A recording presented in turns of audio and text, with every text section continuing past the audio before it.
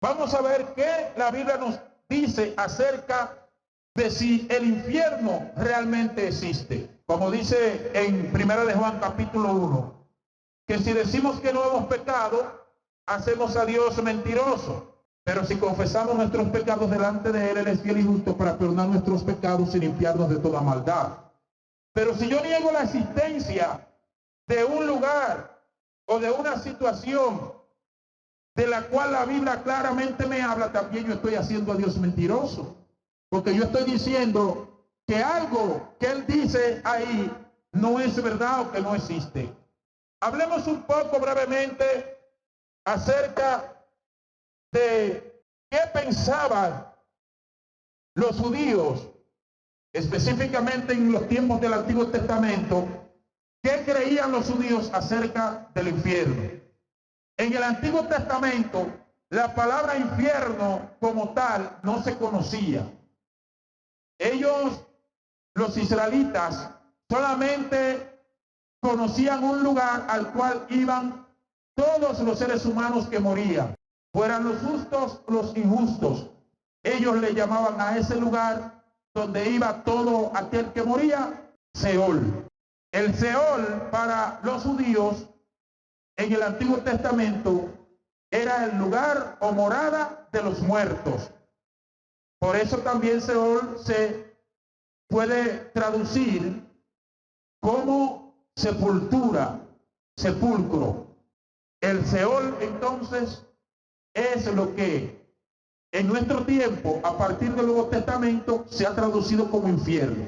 Pero los judíos no conocían el infierno como tal.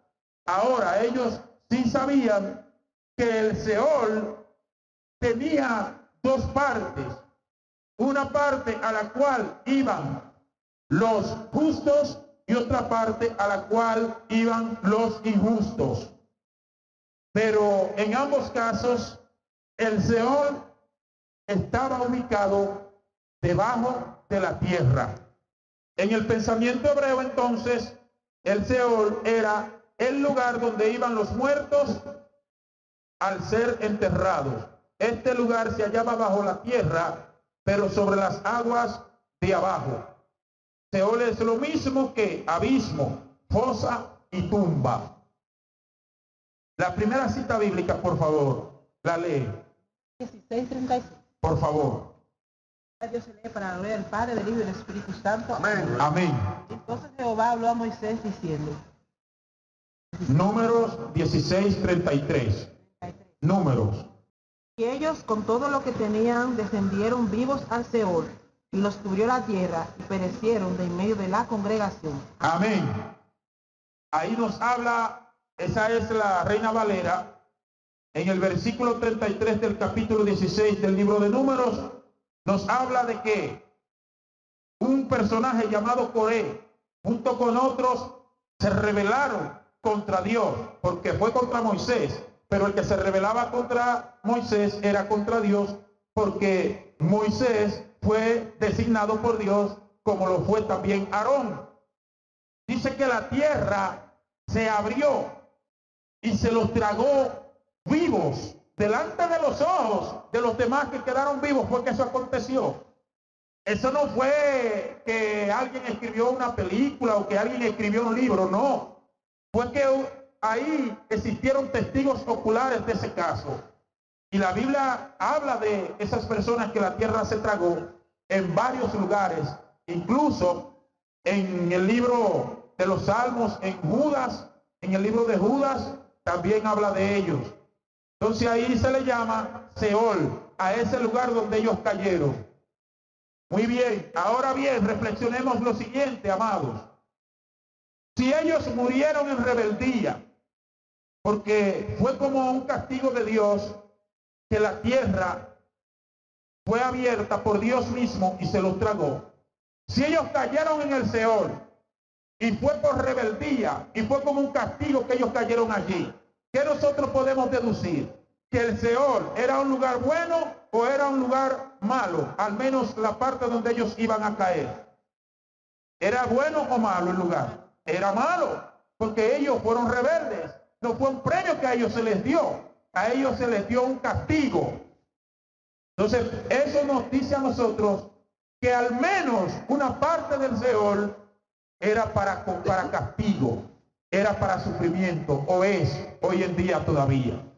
Porque de lo contrario, entonces, sería ilógico que si ellos se rebelaron, y la Biblia todas las veces que habla de ellos, de estas personas que la tierra se abrió y se los tragó, no habla en sentido positivo, sino que es en sentido negativo, lo cual nos dice a nosotros que Dios no se los llevó para un lugar de gozo y de paz, sino que lo llevó a un lugar donde hay sufrimiento. Y recordemos que el Seol está debajo de la tierra. La siguiente cita, por favor. Amén.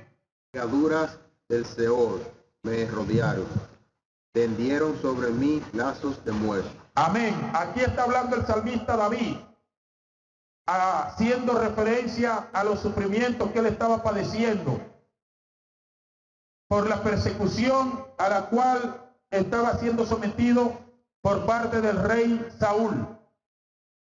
Y aquí también David nos habla del Seol en un aspecto negativo, no nos está hablando en un aspecto positivo, porque él está hablando de una condición que le estaba pasando a él, una situación de dificultad que le estaba pasando a él, y él dice, ligaduras del Seol me rodearon. O sea, las cosas malas del Seol se acercaron a mí. No está hablando en sentido positivo del Seol. Entonces, otro texto bíblico que nos habla a nosotros que ese lugar que para los hebreos se conocía como Seol, no era un lugar donde usted va a reírse y a gozarse, sino donde hay maldad ahí en ese lugar.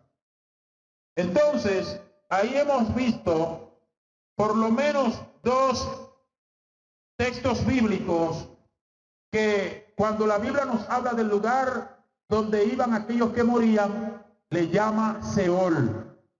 Y los dos casos que hemos visto se refiere a un lugar que no es agradable ir, por lo menos a una parte de ese lugar.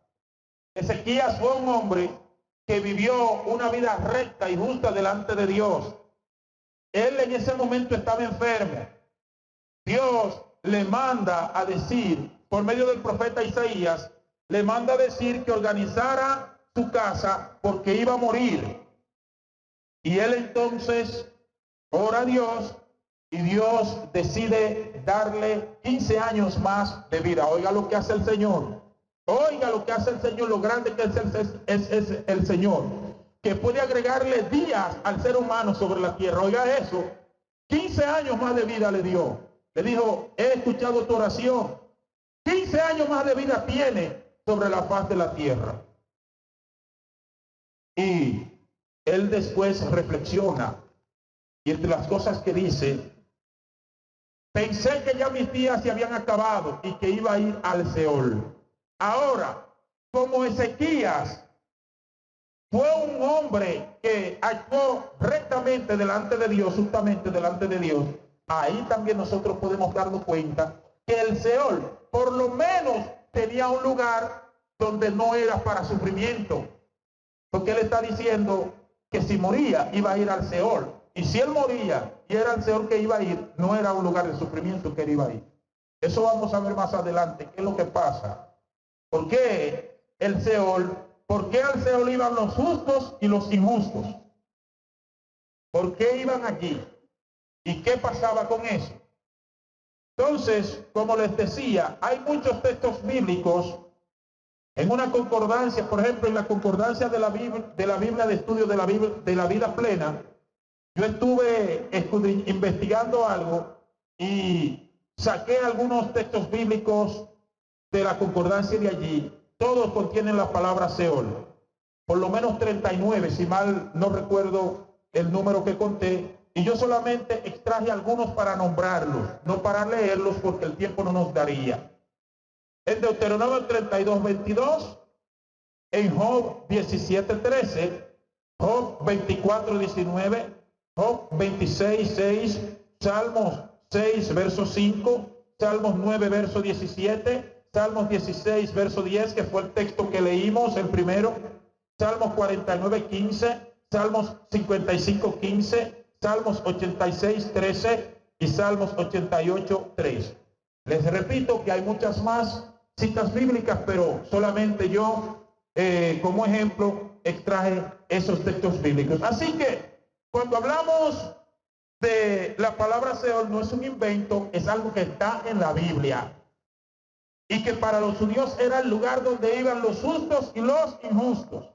Pero no se confunda, porque usted diga, pero vea acá, ¿cómo que los justos y los injustos iban al mismo lugar? Espérese, ellos iban al mismo lugar, pero iban, cuando llegaban allá, unos cogían para un lugar y otros cogían para otro lugar. Eso lo vamos a ver más adelante. En el Antiguo Testamento, entonces, los judíos no conocían la palabra infierno como la conocemos nosotros hoy en día y como a lo mejor la conocen los judíos hoy. Escuche bien esto, porque este conocimiento es que usan las religiones falsas para enredar a la gente y hacerle creer o tratar de hacerles creer que no existe infierno, haciendo a Dios mentiroso. Pero los mentirosos son ellos, porque nunca Dios ha mentido ni mentirá jamás. En el Nuevo Testamento, infierno procede del griego Hades. Entonces, Seol era en el Antiguo Testamento y es en hebreo, Seol. En el Nuevo Testamento, como el Nuevo Testamento se escribió en su gran mayoría en griego, la palabra que se usa para traducir infierno en español es la palabra Hades, con H, Hades. Muchas veces se ha visto eso en películas, el Hades. Se menciona en Mateo 10:28, donde Jesús dice: no temas al que mata el cuerpo, pero tu alma no puede matar. Teme más bien al que puede destruir tu cuerpo y alma en el infierno. Ahora, los testigos de Jehová, los voy a mencionar por nombre, porque cuando usted va a hablar algo, mientras más claro usted es, menos duda usted deja. Los testigos de Jehová, para confundir a la gente, oiga qué ellos hacen con ese texto bíblico. La versión de la Biblia que ellos tienen se llama la versión del Nuevo Mundo, o la traducción del Nuevo Mundo de las Sagradas Escrituras. La traducción del Nuevo Mundo de las Sagradas Escrituras es la versión de la Biblia que ellos tienen. Cuando usted lee Mateo 10:28 en la Biblia de ellos, usted no va a encontrar la palabra infierno. Usted va a encontrar la palabra Gehenna. G-E-H-E-E-N-N-A.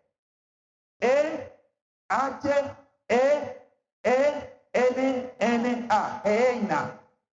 ¿Qué es el Gehenna? Gehenna es la palabra que Jesucristo emplea para referirse aquí al infierno. ¿Qué era el Gehenna en los tiempos de Jesús? El Gehenna era un vertedero de basura en el norte de Jerusalén. Ustedes saben lo que es un vertedero de basura. Donde se quema la basura, se echan desperdicios. Entonces, el Gehenna era un vertedero de basura en el norte de Jerusalén, donde obviamente se llevaba ahí todo desperdicio y muchas veces se tiraban criminales también ahí cuando eran crucificados o muertos por la justicia. Y nadie reclamaba sus cuerpos, es decir, personas que eran tan malas que las consideraban que ni siquiera eran dignas de recibir sepultura. Los tiraban ahí en el Gehenna. Jesucristo, cuando hablaba, empleaba cosas visibles para explicar verdades invisibles. Porque el infierno realmente no tiene ningún equivalente en la tierra. Ninguna cosa espiritual tiene un equivalente exacto en el mundo físico. Entonces, ¿qué hace Jesús? Jesucristo trataba con su gente acerca de lo que su gente conocía. Por eso en las parábolas era común que Jesucristo usara y les hablara tomando como ejemplo cebada, grano, vino, aceite de oliva, pan, harina, ganado, rebaño. ¿Por qué? Porque todos aquellos a quienes él se dirigía conocían de eso que él le hablaba.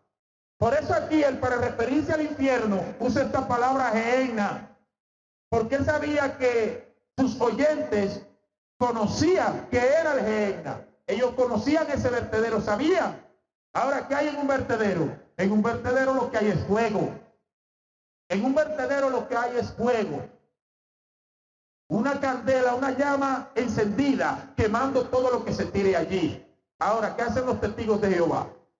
Los testigos de Jehová, oiga bien, lo llevan al ser humano a reflexionar de la siguiente manera. Mira, si tú coges una hoja de papel y le pegas fuego, y esa hoja de papel, después que tú le pegas fuego, ¿qué pasa con ella? ¿Sigue siendo hoja de papel o desaparece? Usted va a decir, oh, desaparece.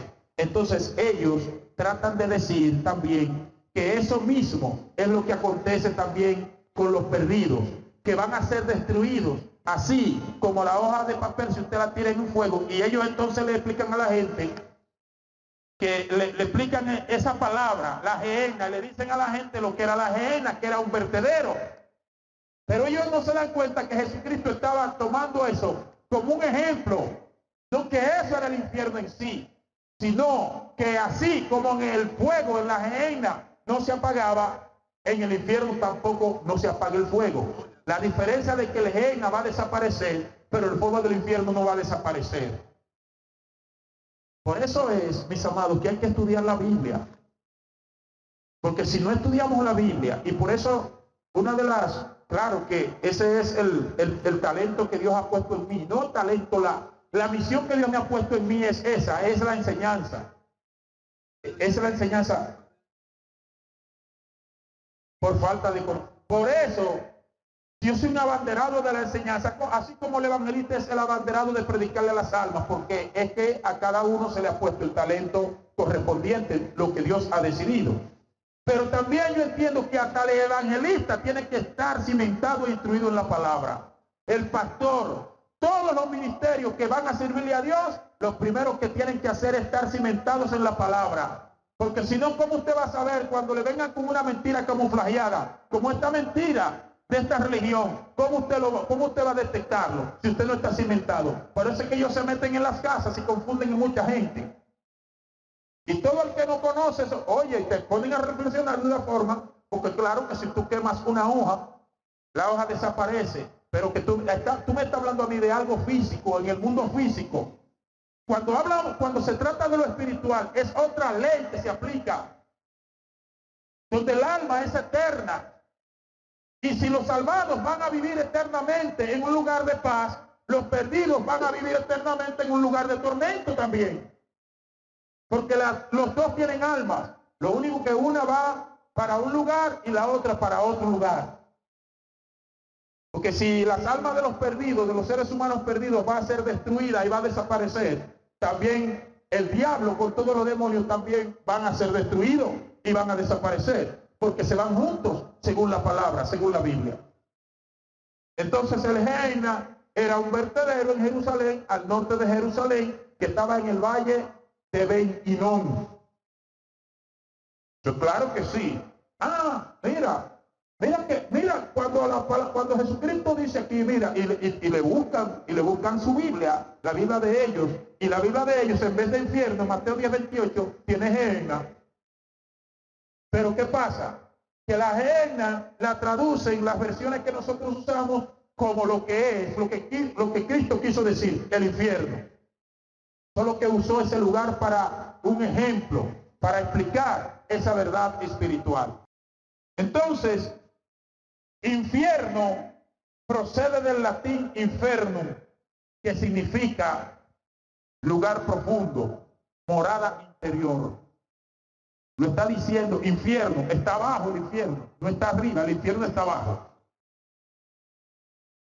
Igual que el Seol, que también antiguamente en el Antiguo Testamento las dos partes del Seol estaban abajo. Ahora, ¿qué acontece? Después que Jesucristo viene, muere y resucita, por eso la Biblia tiene muchas cosas que hay que detenerse con mucho cuidado para entenderlas. Por ejemplo, la Biblia dice que Jesucristo fue y predicó a los espíritus encarcelados. Quiere decir que cuando Jesucristo estuvo muerto, Él fue y le predicó a esos espíritus. Dice la Biblia, aquellos que en otro tiempo esperaron cuando el diluvio de Noé, cuando Dios fue paciente. O sea que fue y les predicó. Entonces, otras cosas de las que hizo Jesús cuando descendió, cuando murió. Recuérdense que Jesús duró 3 días. Dios no pierde tiempo. Si Jesús duró 3 días en el centro de la tierra, era porque era necesario y algo estaba Dios haciendo. En alguna misión estaba Jesucristo. La Biblia nos dice, entre otras, que fue y predicó a los espíritus encarcelados. Pero Jesucristo además hizo otra cosa también. Recuerden que en el Antiguo Testamento, el Seol, que era el lugar donde iba todo el que moría, fuese justo o injusto, en otras palabras, para que lo entendamos, salvos o perdidos iban al mismo lugar, pero había una diferencia. Los justos iban a un punto específico donde no había sufrimiento, mientras que los perdidos iban a otro lugar, a otro destino del mismo lugar, pero donde sí había sufrimiento. ¿Qué hace Jesucristo cuando viene, muere, resucita? Que los justos los saca de ahí, de ahí abajo, y los saca y lo lleva hacia arriba. Y a partir de ese momento, entonces, ya el Seol como tal, el Seol puro, se convierte ya en un infierno real efectivamente, porque solamente se quedaron ahí los perdidos. Solamente se dejó ahí el lugar para castigar a aquellos que rechacen a Dios. Pero todos los justos, desde la antigüedad, desde Adán hasta Cristo, que habían muerto, que Dios había considerado justos, que habían muerto y Dios los había considerado justos, cuando Jesucristo viene, que muere y resucita, saca a esa gente de ahí y se la lleva al paraíso. Lucas 16, versículos 19 en adelante. Había un hombre rico que se vestía de púrpura y de lino fino, y hacía cada día banquetes con esplendidez. Había también un mendigo llamado Lázaro, que estaba echado a la puerta de aquel, lleno de llagas, y ansiaba saciarse de las migajas que caían en la mesa del rico. Y aunque los perros venían, le lamían las llagas. Dice el 22. Aconteció que murió el mendigo y fue llevado por los ángeles al seno de Abraham.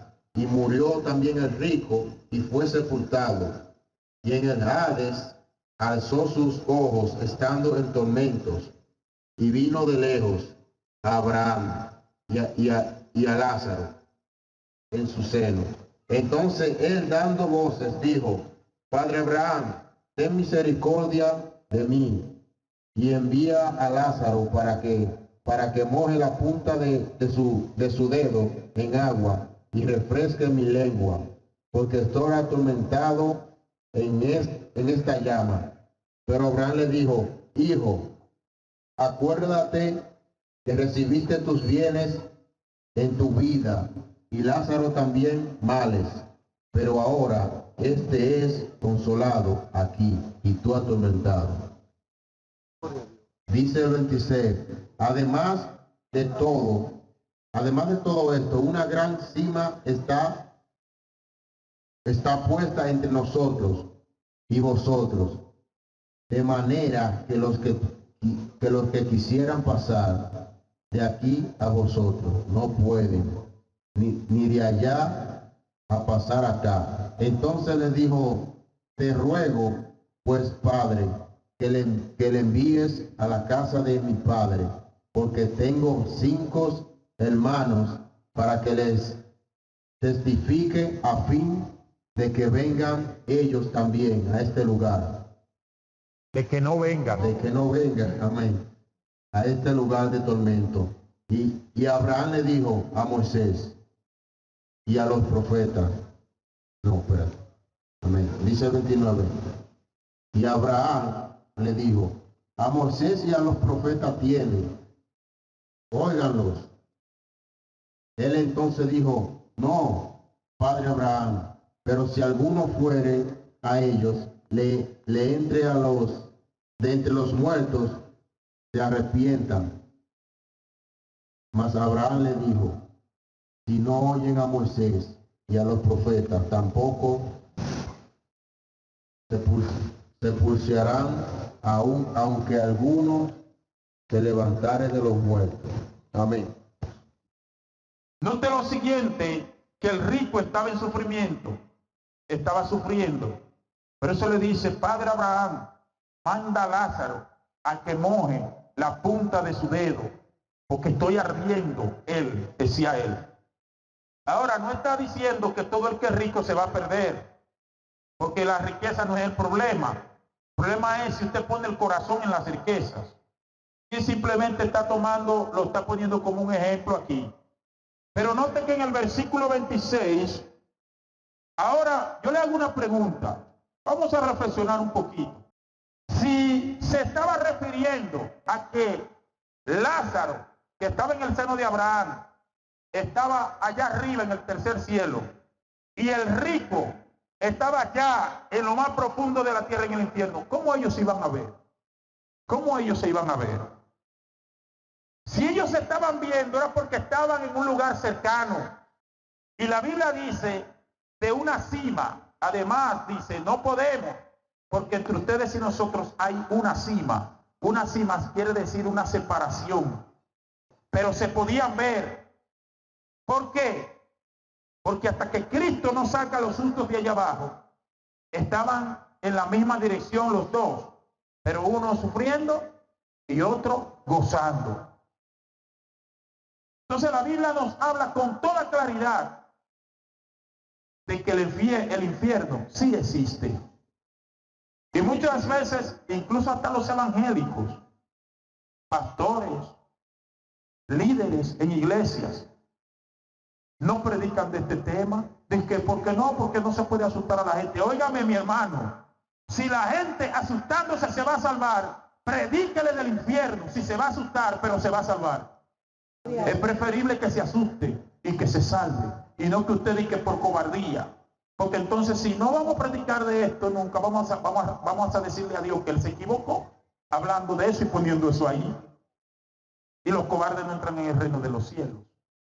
¿Cómo nosotros vamos a tener cobardía de predicar lo que salva? ¿Cómo nosotros vamos a permitir que los que predican de perdición, los que le sirven a Satanás, sea dándose cuenta o no, tenga más denuedo, más coraje y más decisión que nosotros, que somos los que tenemos el respaldo del que tiene todo el poder y la autoridad, y del que vino y derramó su sangre en la cruz del Calvario para que toda la humanidad se salve? Hay que saber que el infierno es una realidad. Ahora, Dios no hizo infierno para ser humano. Dice, por eso dice la Biblia, preparado para el diablo y sus ángeles. Fue para Satanás y sus ángeles que Dios preparó ese lugar, el lago de fuego, con infierno y todo. Pero todo el que rechace a Dios, automáticamente está eligiendo él solo, Adrieli, ir a ese lugar. Pero Dios no quiere que eso sea así. Entonces nos damos cuenta claramente que por eso habla la Biblia ahí. Dice Jesucristo, a Moisés y a los profetas tienen. En otras palabras, para nosotros, eso significa es el Antiguo Testamento. Porque en el momento no se había escrito todavía el Nuevo. Cada vez que Jesucristo decía, escrito está, Él se refería a escritos del Antiguo Testamento, porque el Nuevo Testamento no se había escrito aún. Entonces, dice que Abraham le dice, a Moisés y a los profetas tienen la ley, tienen el Antiguo Testamento y tienen a Isaías, los escritos de Isaías, de Ezequías, de Jeremías, de todos esos profetas, que les oigan a ellos. Entonces nos damos cuenta con toda claridad ahí que el infierno no es un invento. No es como esos mentirosos que andan por ahí trastornando y confundiendo a la gente. Esa gente no aman al ser humano. ¿Sabe por qué no lo aman? Díganme uno de ustedes por qué ellos no lo aman. Porque eso está bastante claro ahí. Saque 120 de 100 ahí. Dígame, ¿por qué usted cree que ellos no lo aman? Porque cuando yo le digo la verdad y es porque lo amo. Es porque lo ama. Entonces, si ellos, en vez de sacar a la gente de la mentira, ayudar para que Dios los saque de la mentira, ellos lo que hacen es que lo hunden más en la mentira y en el engaño. Entonces, ¿qué amor es ese? El mismo amor que el diablo le tiene a la humanidad, que se la quiere llevar entera, pero Dios no se lo permite. Marcos 9, 43 al 48. Mateo 25, 41 al 46. Si tiene la primera cita bíblica, la lee por favor. Marcos capítulo 9, versículos 43 al 48.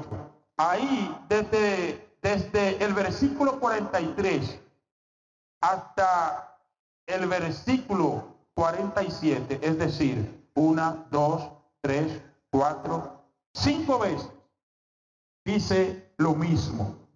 El fuego nunca se apaga, no puede ser apagado y el gusano no muere.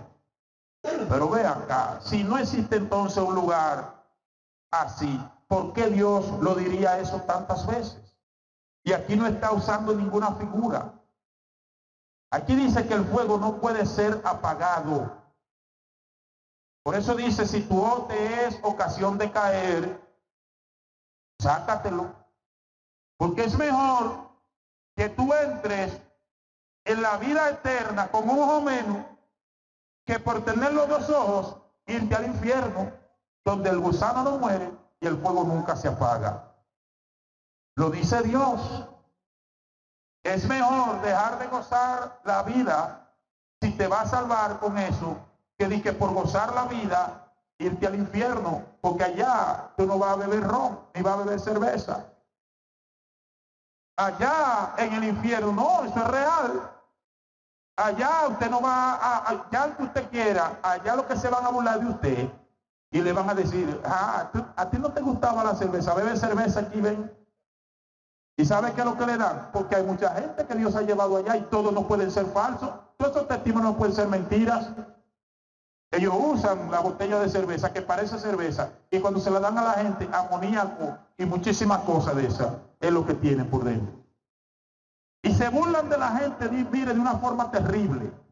Se burlan. Y ya ahí no vale, usted puede llorar, usted puede hacer lo que usted quiera en esas circunstancias, porque ya nadie lo puede ayudar a usted. Usted no sale de ahí nunca más. Por eso es que Dios hace tanto énfasis para que nosotros aceptemos la oferta de salvación, porque Dios no quiere que nadie caiga en ese lugar, nadie.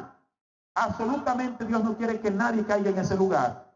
Pero si la gente elige ir a ese lugar, Dios no puede hacer nada. O sea, allí tú no vas a ver lugar, tú no vas a ver macabro allí.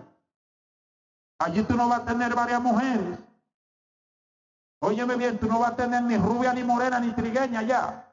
Esos medios lo usa el diablo aquí para engañarte, para que tú te mueras haciendo eso.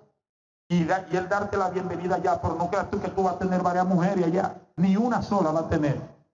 Allá no hay perico para usted sentirse happy, tampoco. Nada de eso hay allá. ¿Qué hay allá? Fuego que no puede ser apagado y gusano que no muere. La misma Biblia nos lo dice. Entonces, estos individuos, emisarios del diablo, porque no tienen otra forma, aunque ellos no lo sepan, que Dios tenga misericordia de ellos, se meten a las casas. A veces usted lo ve que desde por la mañana paran tocando la puerta y se meten a la casa. Por la mañana, oiga eso, la hora de hacer los oficios y la hora de hacer las cosas, se meten ellos a la casa a traerle la mentira a la gente, dije que no va a infierno, qué sé yo qué. Cuando usted le diga a una gente que va a infierno, usted le está diciendo, no te preocupes por salvarte porque no hay nada de que tú tengas que escapar. ¿Y a quién le conviene eso? A Satán. El otro texto bíblico, amado. El Padre, el Hijo y el Espíritu Santo. Amén. Entonces dirán también lo de la izquierda: apartado de mí, maldito, al fuego eterno, preparado para el diablo y su demonio y sus ángeles, porque tuve hambre y no me diste de comer. Tuve sed, no me diste de beber. Fuiste forastero y no me recogiste. Estuve desnudo y no me vestiste. Enfermo y en la cárcel y no me visitaste. Entonces también ellos le respondieron diciendo, Señor, cuando te vimos hambriento, sediento, forastero, desnudo, enfermo o en cárcel y no servimos. Entonces le respondieron diciendo, de cierto os digo que en cuanto no lo hiciste a uno de estos más pequeños, tampoco a mí lo hiciste. Irá a esto al castigo eterno y lo justo a la vida eterna. Amén. De nuevo vuelve en el versículo 41 del capítulo 25 de Mateo, al fuego eterno preparado para el diablo y sus ángeles. Fuego eterno. Este no quiere decir un fuego eterno, infinito. Entonces, nosotros hemos visto a través de la Biblia que el infierno sí existe, que el infierno no es un cuento de hadas, no es un invento humano. Ahora, Dios no creó infierno para la humanidad, lo creó para el diablo y sus ángeles. Para el diablo y sus ángeles. Y el ser humano que rechaza a Dios, se va, él mismo coge su camino para irse juntamente con ellos. Pero Dios no ha creado infierno para los seres humanos. Entonces, la respuesta a la pregunta de si existe realmente el infierno y qué nos dice la Biblia, ¿cuál es la respuesta? Sí existe. Sí existe porque Dios lo dice y Dios no miente. Pero Dios no quiere que nadie caiga en ese lugar.